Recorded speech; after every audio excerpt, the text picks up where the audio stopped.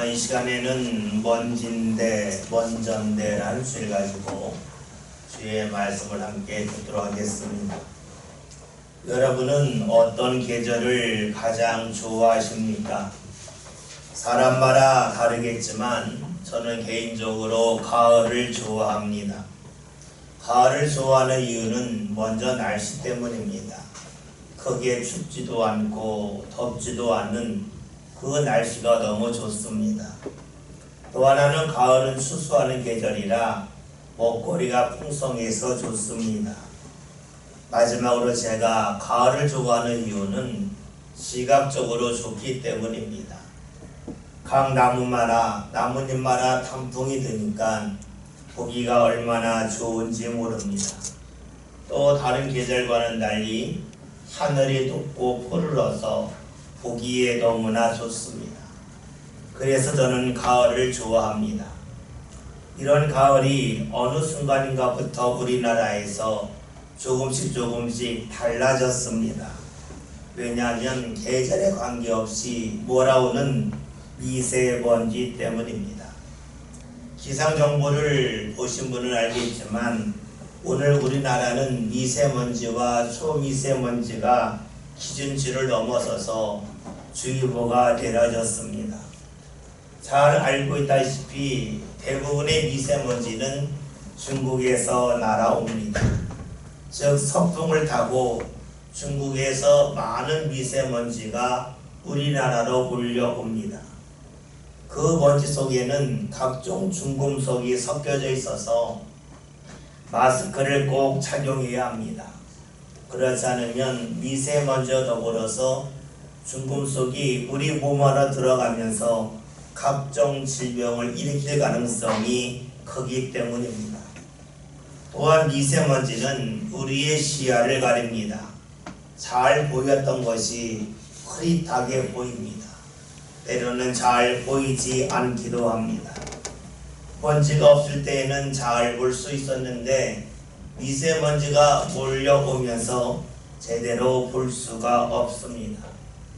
사람은 무언가 제대로 보지 못하면 그때부터는 안정감이 깨지기 시작합니다. 갓난아이를 생각하면 쉽게 알 수가 있습니다. 갓난아이는 자기의 눈에 엄마가 보이면 편안하지만 엄마가 보이지 않으면 울기 시작합니다. 불안하다는 것이지요. 그런데 이것은 갓난아이들만 경험하는 것은 아닙니다. 저는 지난 금요일에 기도를 마치고 충남 대천에 있는 장례식장에 다녀왔습니다.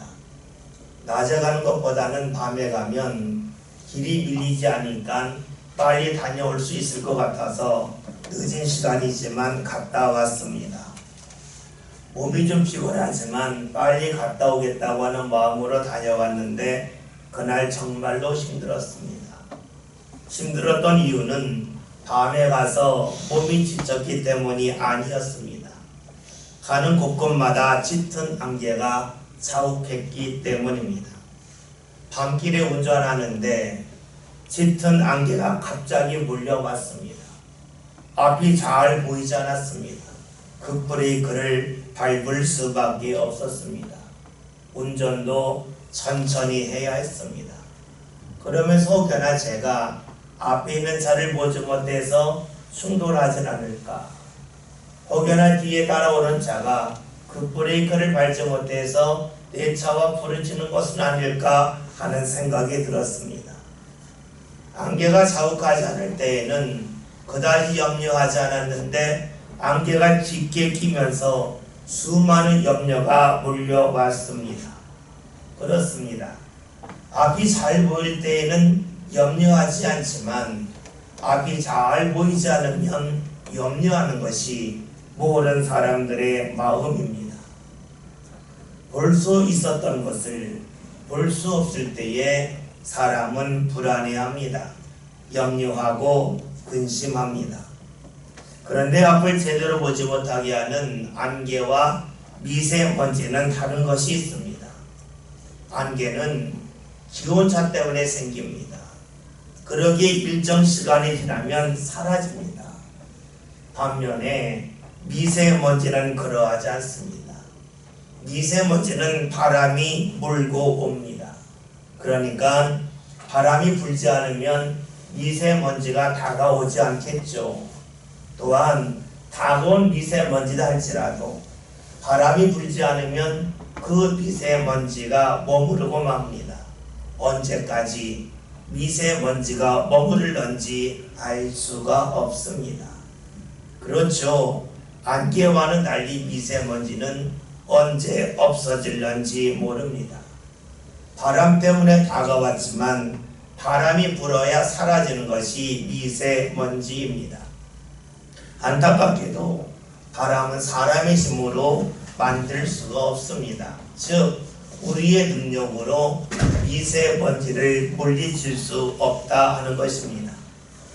미세먼지를 원하는 사람은 없지만 어느 순간에 우리도 알지 못하는 사이에 미세먼지가 우리에게 다가옵니다. 숨쉬기 힘들게 하고 각종 질병을 유발하고 앞을 제대로 볼 수 없도록 우리의 시야를 가리고 어둡게 만듭니다. 우리가 사는 이 땅에 어느 순간부터 미세먼지가 바람을 타고 몰려왔습니다. 그런데 그 미세먼지는 우리가 살고 있는 땅에만 몰려오는 것이 아니라 우리의 인생에도 몰려옵니다.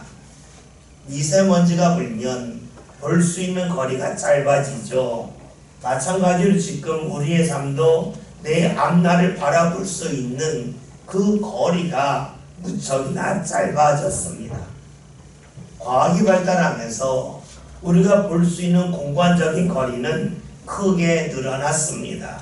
그러나 볼 수 있는 시간적인 거리는 짧아졌습니다. 과학의 발달은 빠른 변화를 가져옵니다. 그렇기에 오늘 좋았던 것을 내일도 좋을 것이라고 장담할 수는 없습니다. 즉 오늘 사람들이 좋아하고 찾는 것을 내일도 사람들이 찾는다고 말할 수가 없죠.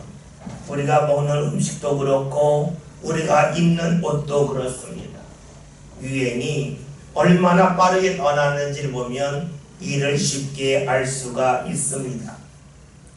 요즘 시대의 유행, 사람들이 좋아하는 것은 마치 바람과 같습니다.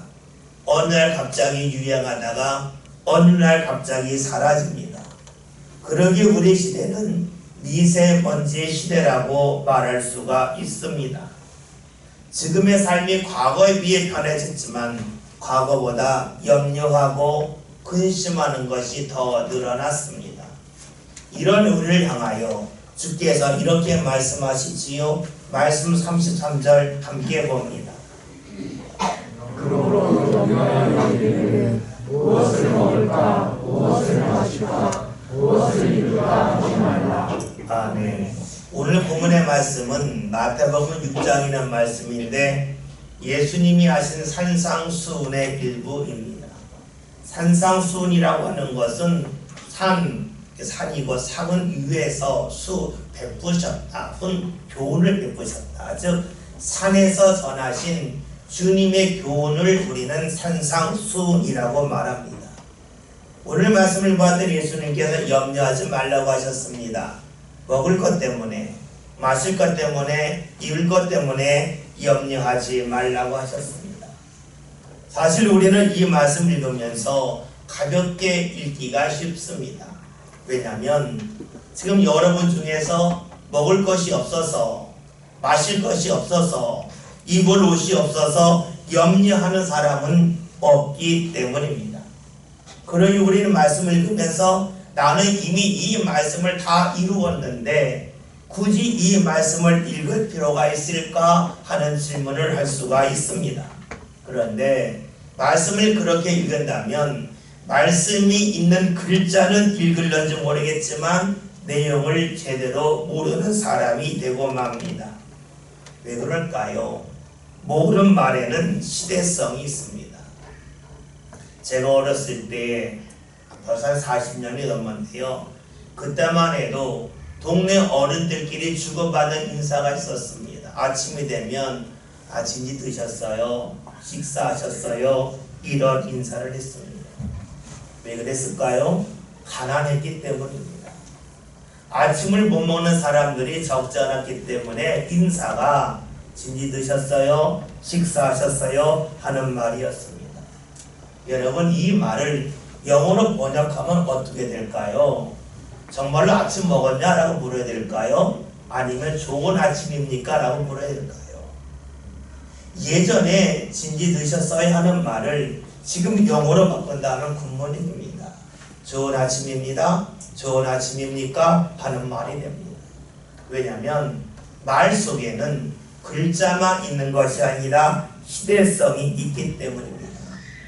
이스라엘은 예수님 당시에 무척이나 가난했습니다. 먹고 사는 것이 가장 큰 문제였습니다. 오죽하면 성경에서 예수님께서 보리떡 5개와 물고기 2마리로 5,000명을 먹이신 말씀이 있겠습니까? 사람들이 주님의 말씀을 듣다가 저녁에 되었는데 배가 고팠다는 거죠. 생각해 봅시다. 오늘 우리 교회에서 아침부터 저녁까지 예배하다가 교인들이 배고픕니다. 그때 목사가 나가서 하나님, 보리떡 5개와 물고기 2마리가 있는데 이것을 가지고 우리 교인들이 먹을 수 있도록 역사해 주세요. 기도할까요? 안 하죠.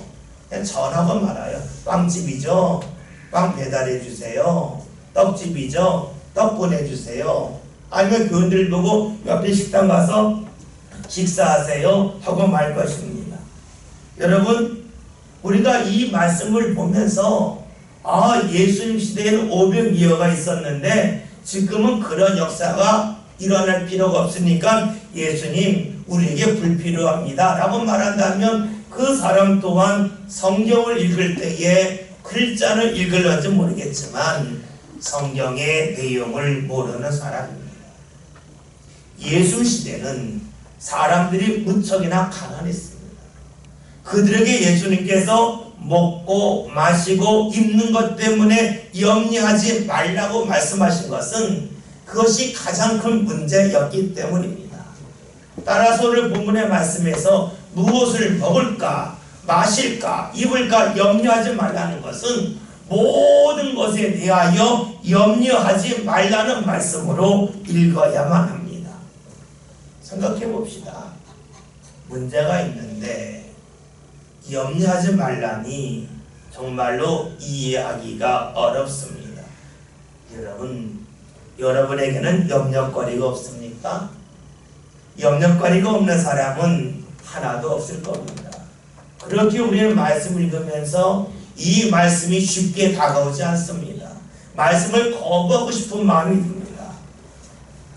그런데 예수님께서 왜 그런 말씀을 하셨을까요?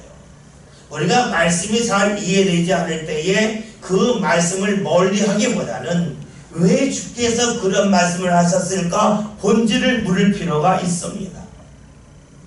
사람이 염려할 때가 있어요. 왜 염려할까요? 문제가 있기 때문입니다.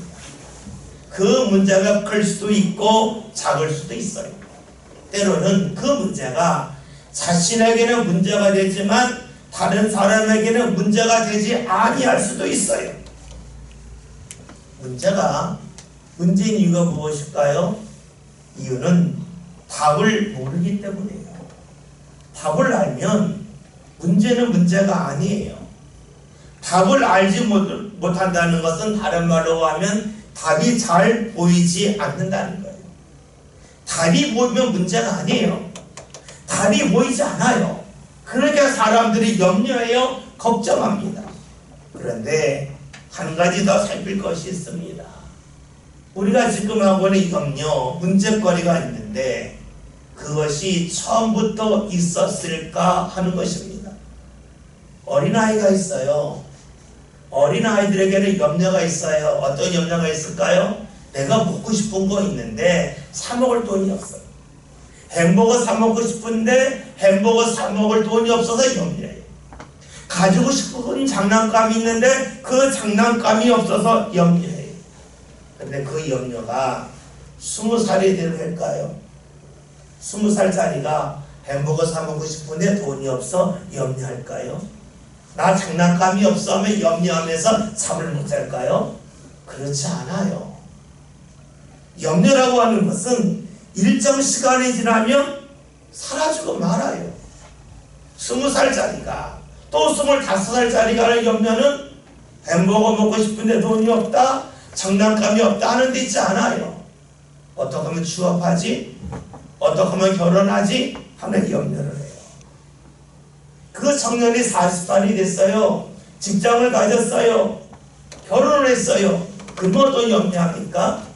직장의 문제, 결혼의 문제 때문에 염려하지 않죠. 자녀 어떻게 키울까? 내가 노후 어떻게 살까? 염려하지 않았던 것을 염려하게 됩니다. 염려의 특징이 있죠. 처음부터 하는 것 없다는 거예요. 어느 순간이 되면 갑자기 염려거리가 생기고 또 어느 순간이 되면 사라지더라 하는 것입니다. 나이가 들거나 특정한 상황이 되면 염려했던 것이 사라지고 맙니다.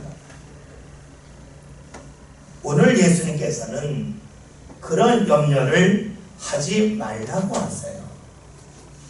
왜 그럴까요? 32절 함께 봅니다. 이는 다 이방인들이 구하는 것이라.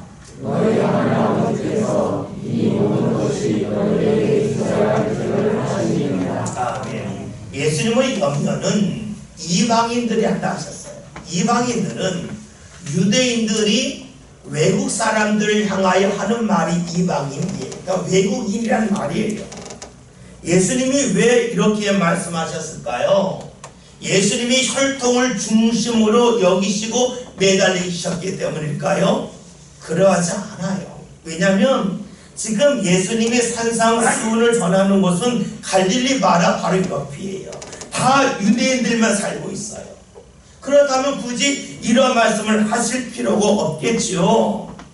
지금 예수님께서 유대인들이 있는데 염려하지 말라고 하신 말씀은 그들이 염려한다는 것이에요. 그런데 이 염려는 이방인들이 한다고 말씀하셨어요.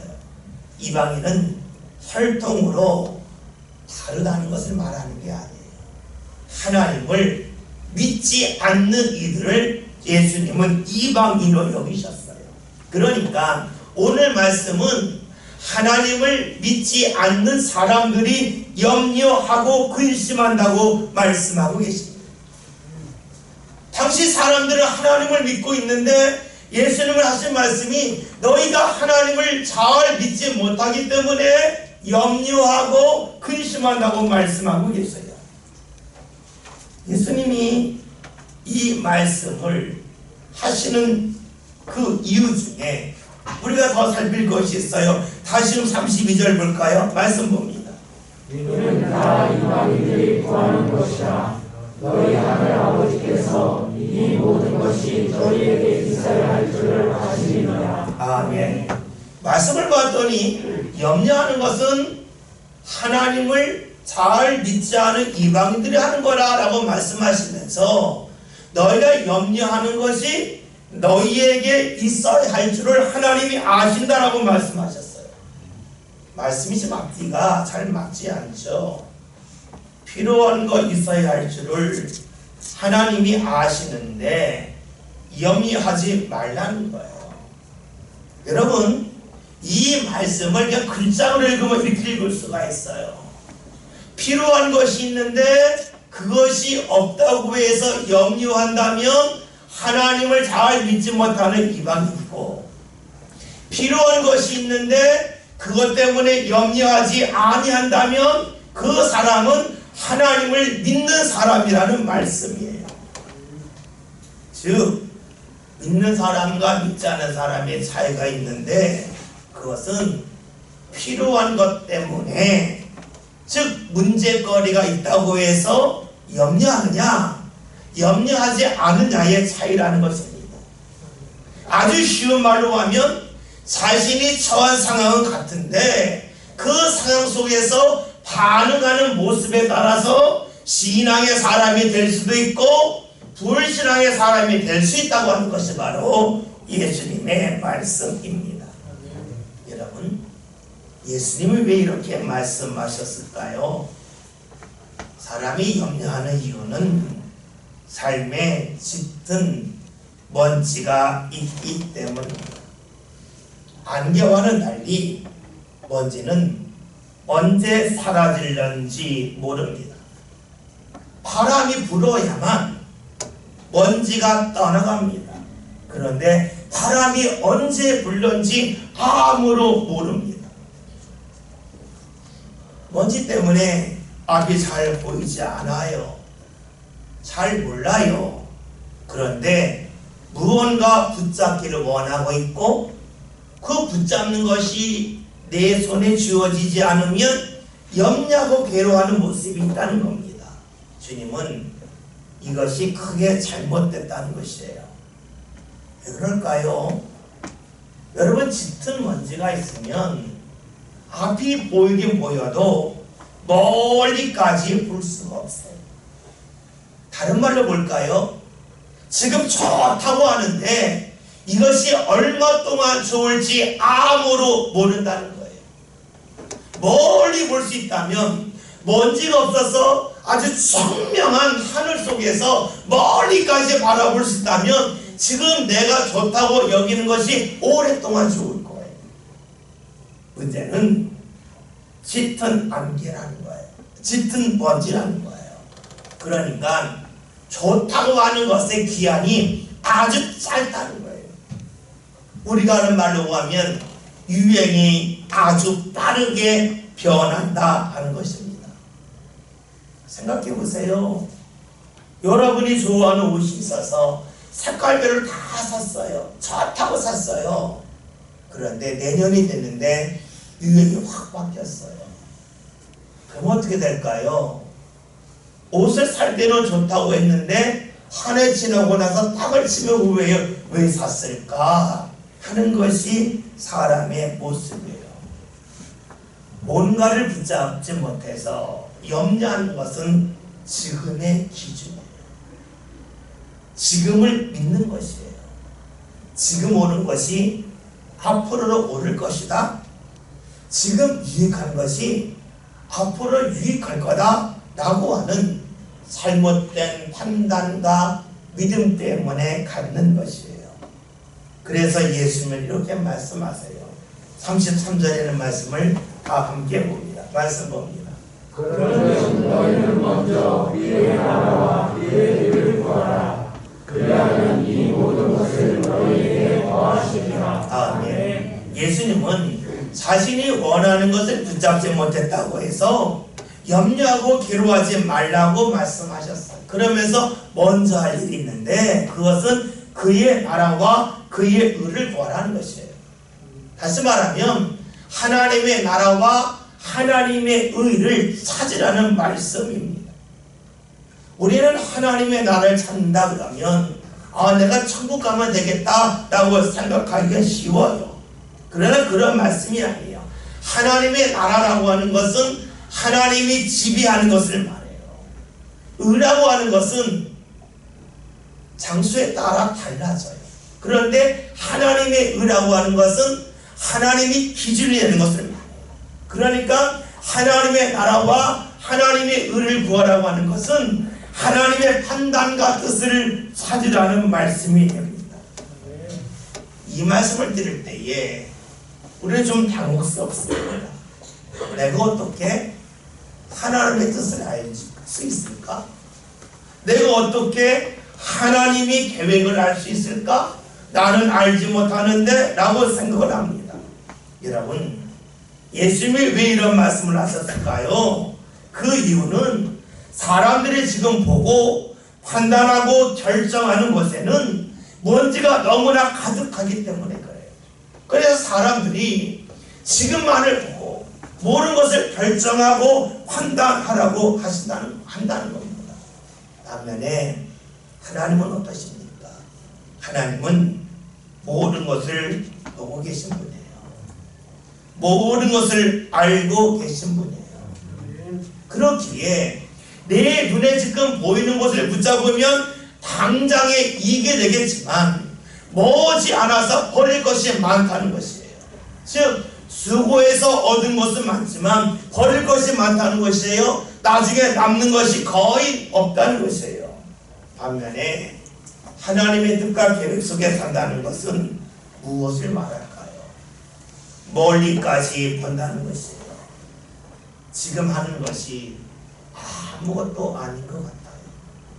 헛수고하는 것 같아요. 소용없는 짓 같아요.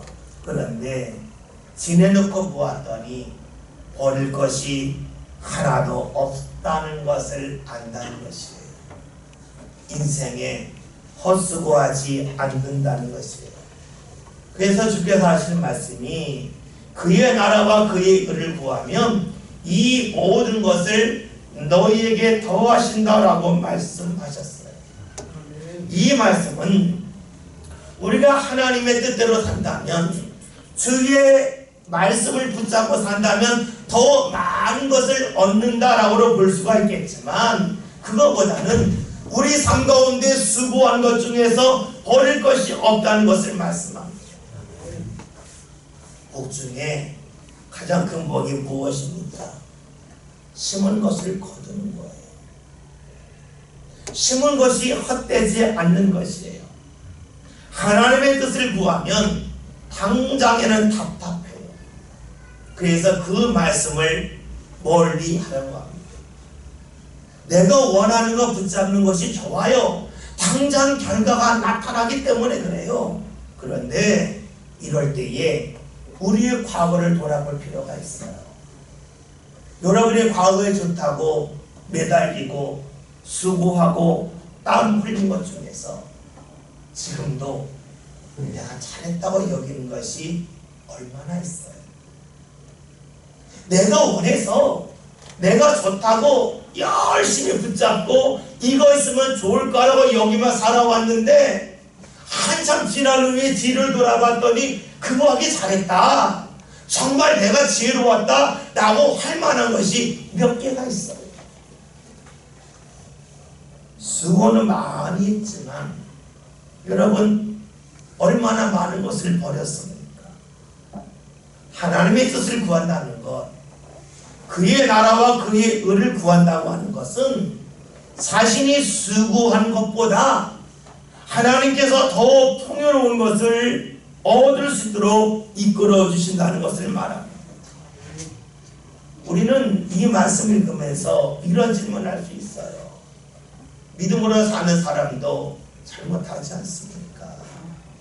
그렇다면 잘못된 수고할 수도 있는데 어떻게 그런 말을 할 수 있습니까? 라고 물을 수 있습니다. 그런데 이것은 하나님의 마음을 모르기 때문에, 하나님께서 우리를 사랑하십니다. 왜 사랑하십니까? 우리가 온전해서, 우리가 잘했기 때문에 사랑하십니까? 아니에요. 하나님이 우리를 사랑하시는 것은 우리가 부족함에도 죄인임에도 불구하고 사랑하시는 거예요. 다시 말하면 주님은 우리가 부족함에도 불구하고 우리를 다듬으시면서 하나님의 은혜 받을 수 있는 사람으로 이끌어 주신다는 것이에요. 그렇다면 어떻게 될까요? 우리가 지금 잘못했다 할지라도 주님을 믿고 따른다면, 그의 나라와 그의 은혜를 구한다면 주님께서는 우리를 잘 다듬으셔서 가장 필요할 때에 우리를 사용하시고 우리를 이끌어 주신다는 것입니다. 사실 예수님이 산상수훈의 말씀을 하실 때에 제자들이 이 말씀이 이해가 됐을까요? 이해가 안 됐을 거예요. 그러나 이들이 예수님이 십자가에 달리신 후에 다 도망갔잖아요. 그런 후에 예수님이 그들을 만나 주셨어요. 그리고 그들을 주의 일꾼으로 사용해 주셨어요. 부족함에도 자신을 받으신 주님을 어느 순간에 알아요. 그러면서 깨닫게 되죠. 부족함조차도 주님께서는 다듬으셔서 유용하게 하신다는 것을 자신의 삶을 통하여 깨닫게 됩니다. 예수님은 우리의 삶에 먼지가 많음을 알고 계셔요. 그래서 앞을 제대로 보지 못함을 알고 계셔요. 그렇게 우리에게 주시는 말씀이 너희가 앞을 제대로 보지 못하면서 지금 좋다고 지금 나에게 유익하다고 하는 것을 붙잡는 것을 앞세우지 말라는 거예요. 너희 자신의 부족함을 안다면 먼저 하나님의 뜻과 하나님의 나라를 구하라고 말씀하셔요. 그래서 오늘 주시는 말씀이 먼저 그의 나라와 그의 의를 구하라고 말씀을 하세요. 그러면서 이렇게 말씀하시죠. 34절 말씀 다 같이 봅니다. 말씀 봅니다. 그러므로 내 이름을 하지 말라.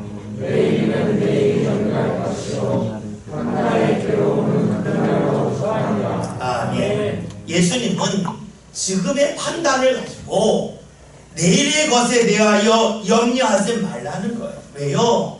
우리 인생에는 먼지가 가득하기 때문에 그래요. 내일을 제대로 볼 수가 없어요. 그러니까 내게 지금 무언가 없어서 내일 내 삶이 힘들고 괴로울 거라고 염려하지만 막상 내일이 되면 그 문제가 없을 때가 너무나 많다는 것이에요. 먼지는 바람이 불면 사라져요. 오늘 안 보였던 일도 바람이 불면 볼 수 있어요. 오늘은 바람이 안 불지만 내일 바람이 불면 먼지가 거치면서 멀리까지 볼 수가 있어요. 그러기에 주께서 염려하지 말라는 것이에요. 오늘 염려는 주께서 바람을 불게 하시면 우리 인생에 바람을 불게 하시면 다 떠나가기 때문에 그래요. 오늘 우리가 생각할 때에 유용한 것이 있어요. 얼마 동안 유용할 같이 아무로 몰라요. 그렇기에 사람이 붙잡는 것은 먼지와 같아요. 아니, 사람이 먼지잖아요. 사람이 띠끌이잖아요. 이 세상에 왔다가 어느 순간이 되면 다 먼지처럼 날아가고 사라지는 것이 우리의 삶이에요. 우리의 삶이 그러할진데 우리의 생각인들, 우리의 판단인들, 우리의 뜻인들 어찌 먼지와 같지 않겠습니까? 주께서 그런 우리들에게 말씀을 하시는 거예요. 염려하지 말라고. 너희가 정말로 붙잡아야 될 것은 먼지와 같은 너희 자신의 뜻과 생각이 아니요 모든 것을 주관하시는 하나님의 뜻임을 우리에게 잊지 말라고 말씀하셔요.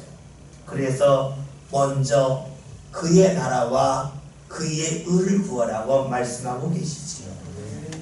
오늘 말씀 제목이 먼지인데 먼전대입니다. 여러분, 우리 인생이 먼지라고 하는 것을 꼭 잊지 맙시다. 우리가 보고 생각하고 판단하고 결정하는 것도 먼지가 가득한 세상에 살기 때문에 제대로 판단하지 못함을 꼭 기억합시다. 그렇기에 우리의 뜻과 욕망이 이루어지지 않았다 해서 우리가 크게 슬퍼할 이유도 없고 괴로워할 이유도 없습니다.